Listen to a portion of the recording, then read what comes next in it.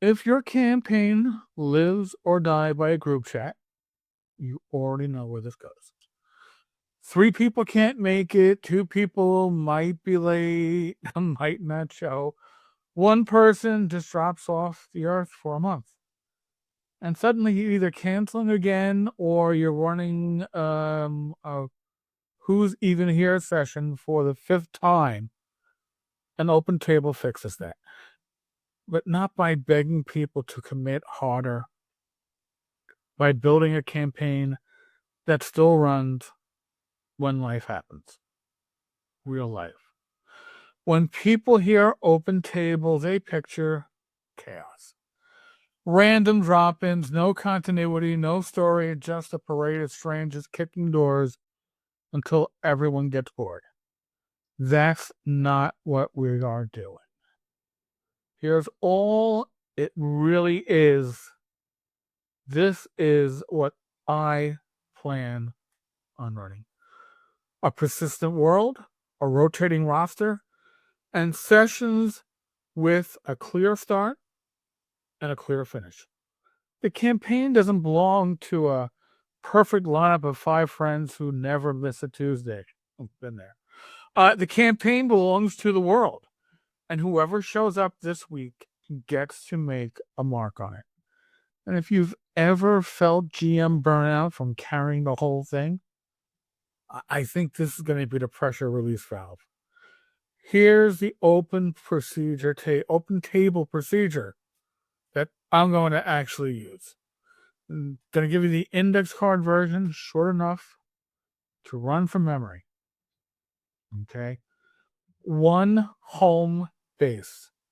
You pick a town, keep it stable, treat it like the campaign's front door. Could be Hamlet, Threshold, Reston, Ford. It doesn't matter. The point is, everyone knows where play begins. And then 1 rule that makes everything work: start in town, end in town. If the party ends a session deep in the dungeon, that's fine for a closed campaign, but for an open table, it's trap. You want to clear stopping points so next week's group can be totally different, and it all still functions. So your default goal of the table becomes get out alive and get back to town. It's not a restriction, it's the pressure that makes choices matter. Public calendar and player signups. I'm going to be doing this on YouTube postings. And for example, you post, I'm running Tuesday night. Players reply, I'm in. It's going to be first come, first served, and that's how I'm going to be doing it. Or you can rotate. Well, that's your call. But the point is, you stop chasing attendance. They come to you. A stable campaign map. What do I mean by a stable campaign map? Well, dungeon entrances stay where they are. Hexes don't move. Rumors have locations. When the players learn something, it stays learned, even if a totally different group learned it last session. Session notes. And that's going to probably be important. Notes that players can actually read. 1 paragraph is probably enough, but where they went, what changed, what they found, what's now dangerous. Because that's the glue, right? That's the continuity that you want. Clear reward handling. However you do it, treasure, XP, carousing, training, whatever you're doing, make it consistent. The open table lives and dies on the feeling that showing up matters. If you weren't there, you don't get the payday. That's not mean. That's the engine. And finally, table expectations that protect your energy, you, the GM. As a player, you got to show up on time. You got to bring your character ready to play. Know your spells. Don't argue for 20 minutes. New players are welcome, but the table moves. And that's it. That's the structure. Now, we got the structure worked out. I'll put some meat in those bones. Because this is where people either make it sing and fly, or they accidentally rebuild the same scheduling nightmare they were trying to escape. In an open table, players are not signing up for the Tuesday night party. They're not. I'm sorry. They're signing up for the campaign world, and that means your character can have allies, rivals, and ongoing business, but the session goal is what can the table do tonight. You don't get to demand the campaign pause until your favorite person is back or you have a goal. I need to create. You can do whatever you want, but you're not going to be playing with that character in that adventure if you got something to be happening off screen. If you want continuity, you earn it with notes, rumors, shared maps, and follow-ups, like grown-up adventurers and players and shit. And as a referee, you're promising something too. You're promising that the world remembers, that your prep doesn't require perfect attendance. You will run a fair table where showing up ready is rewarded. So, listen, anything that's like a list, as you know by now, I share it as a pinned comment, copy it, print it out, do what you gotta do with it. There's two columns here. Players bring a ready-to-play character. And for what I'll be doing, I'll explain all that with some posts on YouTube. A clear goal for the game session. Notes, map updates, on-time arrival, and flexibility with party mix. I'm going to recommend that players have 2 PCs ready to go, a little bit different, so you can swap up and get the constituency. Get your party lined up as you need it. It's late night. Referees, you got to give them a consistent starting point, the town, clear options, rumors, hooks, and locations, a persistent world that remembers changes, a firm start time, and a clear ending time. We are playing from Tuesday, 8 p.m. Eastern to 11 p.m. Eastern. We are playing Friday from 2 p.m. Eastern to 5 p.m. Eastern, whatever it is. And fair rulings and steady procedures. If you're going to have house rules, and I will have a handful, you have to detail them prior to the session. If both sides hold up their end, the open table stops feeling like herding cats and starts feeling like a living world people can plug into. So, let's give a concrete example so this makes sense. We've got a home-based town. On the Tavern board, it can be literal or digital, and like it's going to be digital on the YouTube post, there are 3 current leads. Smoke in the hills, something burning at night, the old well outside town, roots of rot, and our trader's wagon vanished on the North Road. Well, we're doing Friday night. Friday night comes, 4 players show up, 2 regulars, 1 guy who hasn't played in a month, and 1 brand new player with a fresh BX fighter. We start in town, no long recap, the table reads the board, picks the well. Great. That's the night. They go, they find the well in a vertical entrance it is a vertical entrance into an older structure. It's got tight tunnels, wet stone, vermin, and something a little bit bigger than vermin. They are PCs, right? They push their luck. They get banged up. They grab a small haul. On the way out, they trigger a collapse, and now the well entrance is partially blocked. They limp back to town. Session ends. And now, the good part. The next day, one of the player posts notes.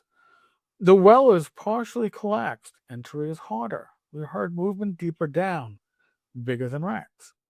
We marked the side passes we didn't explore. We left the torch bracket. At the first junction. Next week, a totally different group shows up, and one of them reads the note and says, "Hey, we should clear that collapse and push deeper. And another says, no, I want to go get that wagon on the North Road. And now you've got player-driven play without you writing a novel or forcing a perfect party list. And that's the open table doing what it does best. It turns your campaign into a shared artifact. People don't have to attend every week to feel like they're part of it. They just have to show up, play, and leave the world changed. Now, let's hit the stuff that can break some open tables if you don't handle it well. What about mixed levels? Certainly a problem later on. Not initially, right? Initially, when you set the campaign, everyone's going to be first.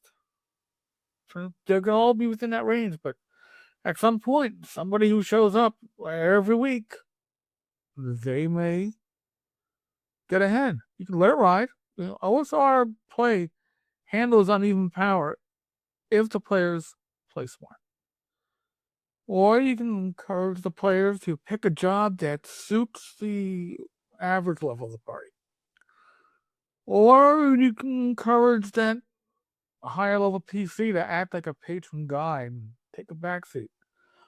I would actually say, again, have everybody have 2 PCs ready to go and figure out what the party needs and what the average level is, and you run from there. The real danger isn't mixed levels. The real danger is mixed expectations.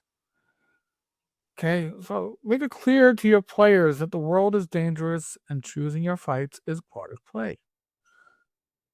What about loot and fairness? Oh, people who show up get the rewards. That's brutally simple, right? I'm not handing out participation trophies. I recommend that you don't hand out participation trophies. If people show up, well, that's the incentive, right? To get rewarded. Now, what do you do with players that are falling behind? Well, people can trade gear. Maybe it's, a higher level PC or more adventurous PC has I got 2 magic weapons. I'll pass one on. You can do that.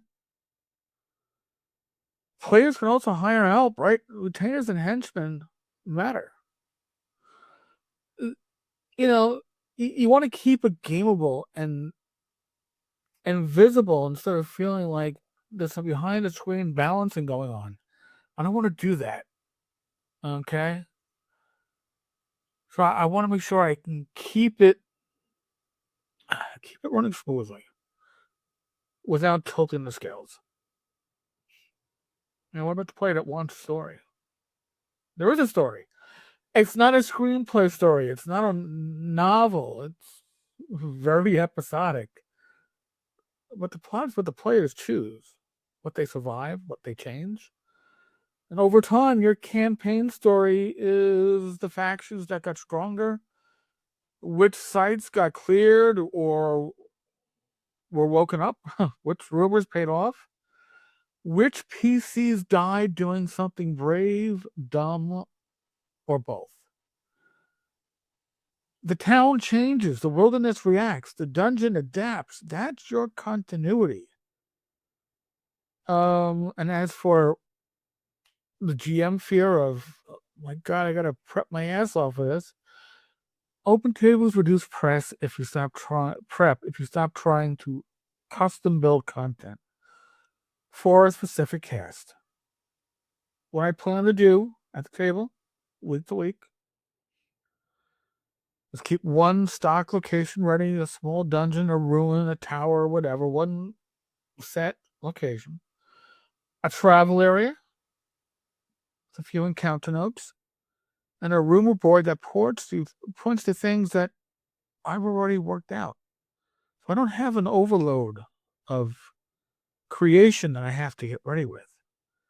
When players pick a lead, you're not inventing a campaign from scratch. You're pointing a flashlight at a part of the world that already exists. If you're running BX or OSC, this style matches the bones of the game beautifully. All right? Exploration, risk, resource pressure, and player choice. And of course, you have the well, our new player is going to slow us down. No, give them a C for a fighter or a cleric. I avoid magic users with new players, but have them geared up. Have a more experienced player maybe be their buddy for the night and let it roll. Open tables are one of the best ways to get into the hobby. As long as you don't turn it into a classroom, they'll learn by doing and being a part of it. I think old school play skills better because the campaign isn't a party, it's the world, and open tables make that real. Open tables lower the barrier to entry, cuts down the scheduling drama, and it protects the DM from burnout because you're not dragging the whole thing in the back. And I don't want to have any burnout, but I want to get back to running games. And I got a lot of stuff I got to play test for conventions this year. I'm running games at my next 4 cons. I got some adventures to play test. If you want to try this in the simplest version of what you're going to probably need to start is a town, and make sure your party starts in a town and ends in a town. You need a room or board, so they got a little choice. A posted schedule, and a paragraph of notes after each session. Again, I hope to kick this off before the beginning of April. I got 2 adventures I got to run at the end of April, and I'd like to get into a little bit of playtest. If you think this helped, please consider subscribing. And in the pinned comment, I'm going to drop a copy and paste of the open table index card. You can drop that right into your campaign doc, write it on an index card, put it on a sheet, put it behind your screen, whatever you got to do. Thank you, and God bless.